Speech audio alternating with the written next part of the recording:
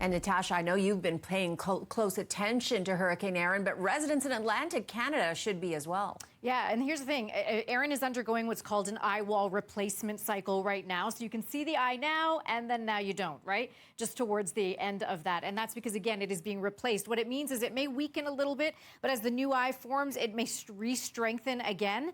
And also it means that it is starting to get larger. I mean, already this thing is extremely large.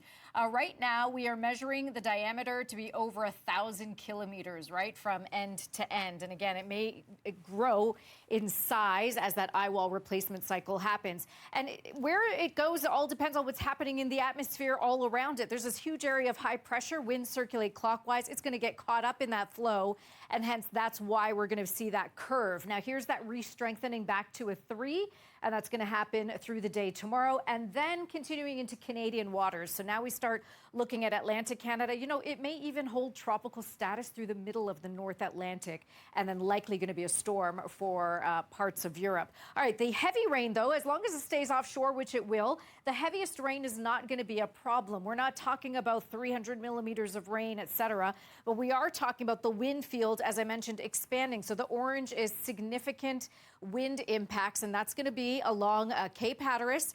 I would say places like Nantucket and Martha's Vineyard, they have to watch out. That's going to be early Friday morning. That's the orange.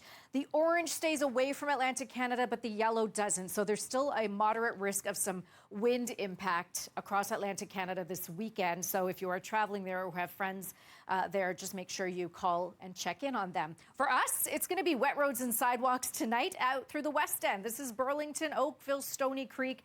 The rest of the GTA, we're waking up to sun. The further north and east you go, Barrie will be like rain. What rain?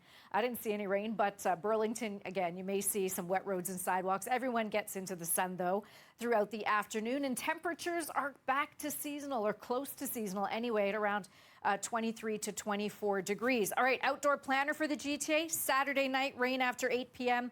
Monday afternoon, some scattered showers. That's pretty much it. Like, it's not a washout of a weekend by any means, but there will be some showers depending on where you're going. And by the way, if you are heading north this weekend, I know someone who is, it will be a higher chance, likely close to a 60% chance of showers versus in the city. But prepare for these up and down temperatures, those cool nights by next week, waking up to 12 degrees.